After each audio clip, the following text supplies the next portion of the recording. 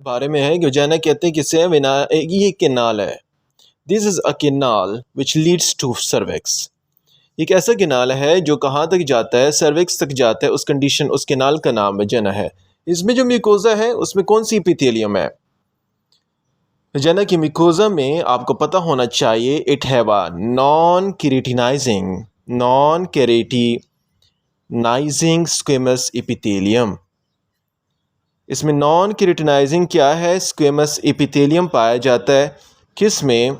वजाना में। तो ये नॉन केरेटिनाइज स्क्वेमस एपिथेलियम किस में हुआ? किनाल जो सर्विक्स तक पहुंचता है और ये नॉन केरेटिनाइज स्क्वेमस एपिथेलियम इसमें पाया जाए। नंबर 1, इसमें जो फर्स्ट कंडीशन है उसका नाम है एडिनोसिस। क्या कहा जाता है उससे? हम एडिनोसिस कहते हैं। What is एडिनोसिस? एडिनोसिस एक, एक, एक, एक ऐसी कंडीशन है जो जो किस में आता है? कोलमनर, जिसमें जिसमें जो जो जो जो कोलमनर एपिथेलियम है, कोलमनर एपिथेलियम अपर वेजाना में मौजूद है। इन अपर वेजाना उसमें वो वैसे ही रहता है, फोकल परसिस्टेंट रहता है। तो उस कंडीशन का नाम एडिनोसिस है। हमें पता होना चाहिए जब डेवलपमेंट होती है, during development of this genitalia part, during development जब होती है तो क्या होता है?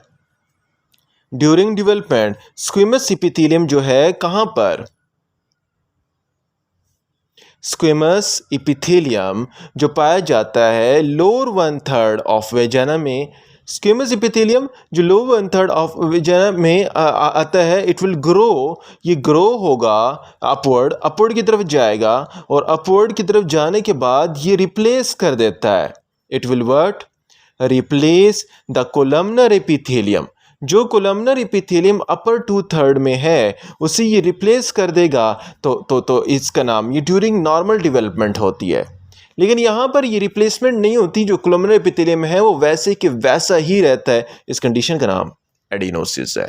अभी आपको इतना पता होना चाहिए कि स्क्वेमस एपिथेलियम जो लोअर 1/3 ऑफ में मौजूद है ये कहाँ से डिराइव्ड होता है? It is derived from what? It is derived from urogenital sinus. ये यूरोजेनिटल साइनस से डिराइव्ड होता है। और जो कोलमनर एपिथेलियम अपर 2/3 में है, it is derived from Mullerian duct. कहाँ से? म्यूलेरियन डक्ट से अराइज होता है। तो नॉर्मल डेवलपमेंट में जो स्क्वेमस एपिथेलियम है लोअर 1/3 पोर्शन में है वो रिप्लेस हो जाएगा अपर जाकर कोलमनर में, तो रिप्लेस बाय कोलमनर। तो यहाँ पर म्यूलेरियन डक्ट मौजूद है और यहाँ पर यूरोजेनिटल साइनस से डिराइवेशन है। तो अभी इसके पास एक नेक्स्ट कंडीशन है, उसका नाम है क्लियर। उसका नाम क्या है? उसका नाम है clear cell adenocarcinoma. What is clear cell adenocarcinoma? ये किसे कहते हैं? क्लियर सेल एडिनोकार्सिनोमा का मतलब क्या है? क्लियर सेल एडिनोकार्सिनोमा की बात की जाए तो ये एक ऐसी कंडीशन है, it is a malignant condition. It is one of the malignant proliferation. ये एक मैलिग्नेंट प्रोलिफरेशन है किसकी? एडिनो है ना, तो ग्लैंड्स की होगी। It is malignant proliferation of what? Of glands जो जो इधर पोर्शन में होते हैं विद क्लियर साइटोप्लाज्म, जिसका साइटोप्लाज्म क्या हो? Clear cell means clear cytoplasm. Clear cytoplasm adeno glands carcinoma malignant proliferation जो मौजूद हो तो इसका नाम क्लियर सेल एडिनोमा कार्सिनोमा है। ये कंडीशन अगर फीमेल मौजूद हो तो इट लीड्स टू कॉम्प्लिकेशन, यहाँ कॉम्प्लिकेशन ले आता है। And this complication is related to DES associated vaginal adenosis. तो ये इस कॉम्प्लिकेशंस को अराइज कर सकता है कौन सा? Clear cell adeno carcinoma. इसकी कॉम्प्लिकेशन के साथ साथ आपको ये भी पता होना चाहिए कि यहाँ पर सिर्फ ये जो लोग ये DES यूज़ करते हैं, इसके अलावा एसोसिएटेड एडिनो कार्सिनोमा यूज़ करते हैं जो फीमेल इस पे हों, उनमें तो ये भी होता है। लेकिन इसके साथ साथ ये सिर्फ ऐसी कंडीशन नहीं अपीयर करता, it also leads to abnormality. It also leads to abnormality in uterus। किस तरह उसका शेप पे डिस्टर्ब कर देता है। तो क्लियर सेल एडिनोकार्सिनोमा एक ऐसी मैलिग्नेंट प्रोलिफरेशन है ग्लैंड की जो क्लियर सेल साइटोप्लाज्म तो बना देता है, लेकिन जो फीमेल किस पे होती हैं स्टेरॉइड्स या ऑरल कॉन्ट्रासेप्टिव्स पे होती हैं तो उनमें ये कंडीशन या डीएस पर हो तो उनमें ये पीएस अराइज होता है और वेजिनल एडिनोसिस की कंडीशन से भी अराइज हो जाता है। एबनॉर्मलिटी इन शेप प्रोड्यूस कर देती हैं किस में, एबनॉर्मलिटी इन द यूटेरस में। नेक्स्ट जो कंडीशन है number 4 it is called embryonal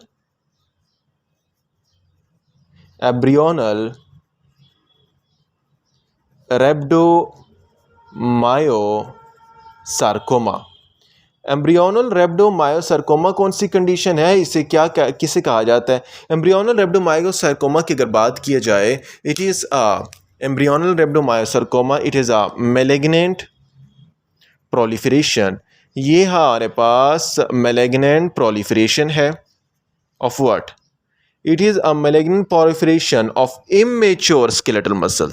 embryo में जो मैलिग्नेंट प्रोलिफरेशन हो लेकिन उसके साथ साथ 5 साल के कम बच्चों में इमेच्योर क्या बन जाएंगे, इमेच्योर स्केलेटल मसल्स बन जाएंगे।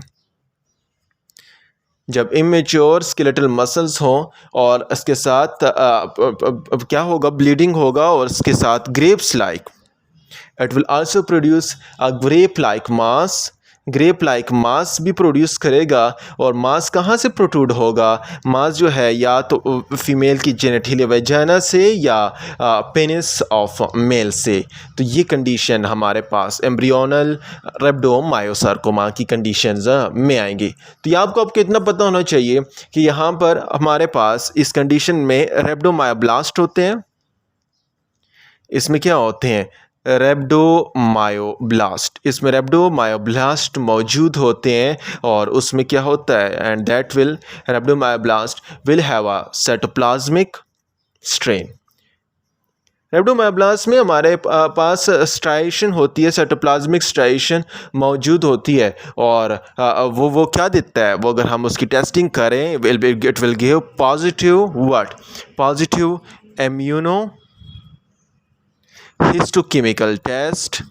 पॉजिटिव इम्यूनोहिस्टोकेमिकल क्या देगा, इम्यूनोहिस्टोकेमिकल स्टेन देगा किस में, इन डेस्मीन में और उसके साथ मायोजिनिन में। डेस्मीन और मायोजिनिन में ये पॉजिटिव हिस्टोकेमिकल स्टेन देगा डेस्मीन और मायोजिन में, लेकिन आपको यहाँ पर ये पता होना चाहिए कि यहाँ पर साइटोप्लाज्मिक स्ट्राइशन होती है और किस में, रैप्डोमायोब्लास्ट में।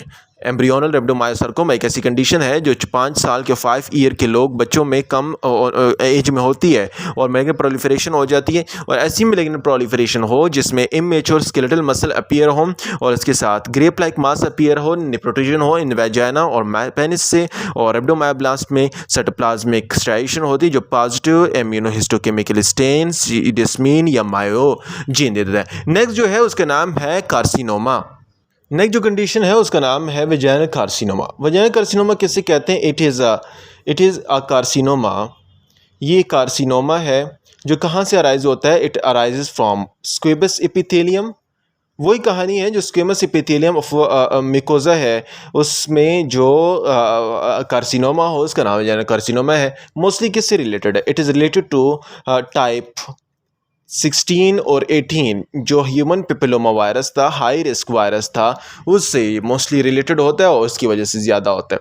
लीजन जो है कार्सिनोमा में सेम लाइक किस तरह लीजन होते हैं, वेजाइनल इंट्रा एपिथेलियल न्यूप्लेजिया जैसे विजन्स होते हैं वहाँ पर पाए जाते हैं। और साथ ये विजन्स, ये कार्सिनोमा सिर्फ यहाँ पर नहीं रहता है, ये carcinoma it also travel, it also spread. अभी जो लोअर 1/3 जो पोर्शन है, लोअर 1/3 पोर्शन से ये कहाँ को जाएंगे, it will move to inguinal node, ये इंग्वाइनल नोड को जाएंगे और अपर 2/3 का जो पोर्शन है it will move to iliac node. ये यहाँ से कहाँ जाएंगे, it will move to iliac node की तरफ जाएंगे।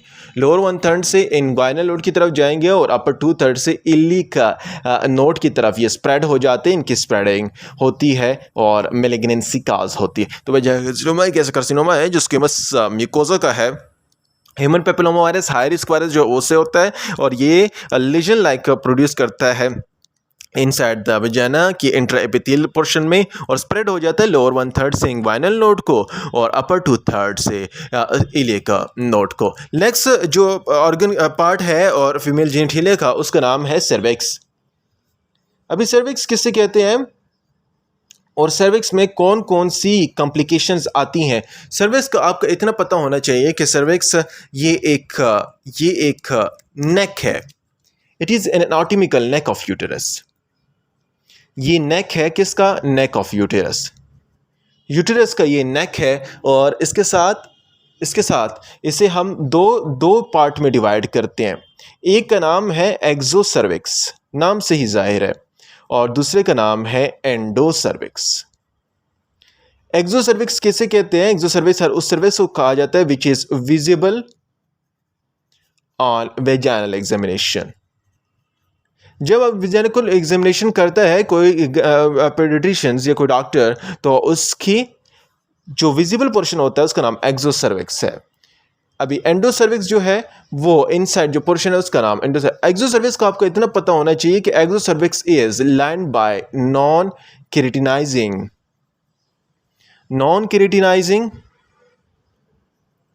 Squamous epithelium. इसमें क्या होता है? इसमें नॉन केराटिनाइजिंग स्क्वेमस एपिथेलियम होता है। एंडोसर्विक्स की अगर बात की जाए, it is lined by a columnar cell. इसमें single layer of columnar cells पाए जाते हैं। तो ये अभी एक्सोसर्विक्स और एंडोसर्विक्स के दरमियान एक जोन होता है जिस जोन का नाम है ट्रांसफॉर्मेशन जोन। तो what is transformation? Transformation zone is the zone between exocervix और एंडोसर्विक्स। ये वेजाइनल एग्जामिनेशन में नॉन केराटिनाइजिंग स्क्वेमस एपिथेलियम होता है और एंडोसर्विक्स में कोलमनर सेल्स अपीयर होते हैं। इनके दरमियान जो रीजन है उसका नाम है क्या? उसका नाम है ट्रांसफॉर्मेशन जोन। अभी जो खतरनाक वायरस है फीमेल जेनिटेलिया का, उसका नाम है human papilloma virus. Human papilloma virus की बात करूं तो ह्यूमन पेपिलोमा वायरस क्या करता है? ये एक आपको इतना पता होना चाहिए, this is a DNA virus. ये एक डीएनए वायरस है जो सेक्सुअल ट्रांसमिटेड डिजीज काज करता है and it will move from what? Lower genital tract. Lower genital tract से जाते हुए कहाँ तक जाएगा? सर्विक्स तक जाते हुए ट्रांसफॉर्मेशन जोन तक पहुँच जाता है। उस ट्रांसफॉर्मेशन जोन्स में ये क्या करता है? इन्फेक्शन काज कर देता है and it also cause and it will reach to increase risk of what? ये किस चीज़ का रिस्क इंक्रीज कर देता है? Increase risk of cervical dysplasia.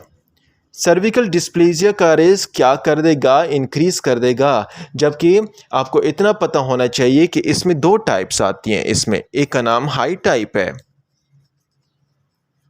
High risk type, और दूसरे का नाम है लो रिस्क टाइप।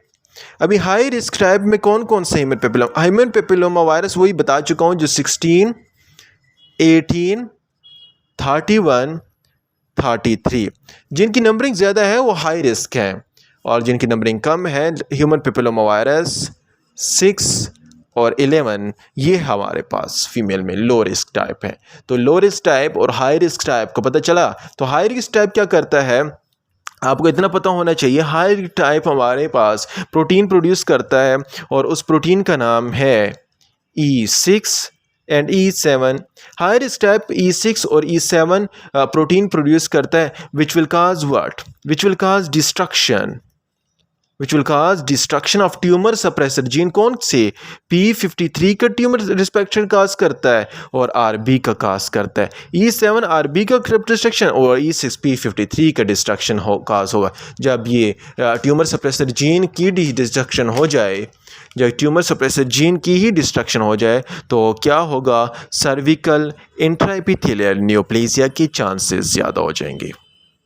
तो यहाँ तक आपको इतना पता चल गया है कि ये ह्यूमन पेपिलोमा वायरस एक ऐसा डीएनए वायरस है जो लोअर जेनिटल ट्रैक्ट से ट्रांसफ़र होता है। कहाँ तक चला जाता है? ट्रांसफॉर्मेशन जोन को। और दो टाइप में, एक हाई रिस्क टाइप है, एक लो रिस्क टाइप है। हाई रिस्क टाइप में ह्यूमन पहले 16, 18, 31, 33 आते हैं और जो ज़्यादा नंबरिंग वाले हैं और लो टाइप में 6 और 11 आता है। हाई रिस्क टाइप दो protein E6 and E7 and will cause destruction of tumour suppressor gene जो TP53 है और RB जीन्स है, और it also leads to cervical intra epithelial neoplasia. आगे जो है सर्विलिक इंट्रा नियोप्लेसिया किसे कहते हैं, सर्विकल कार्सिनोमा किसे कहते हैं, और स्क्रीनिंग फिर उसके बाद फिर मायोमेट्रियम और एंडोमेट्रियम की तरफ हम नेक्स्ट लेक्चर में डिटेल से पढ़ते हैं।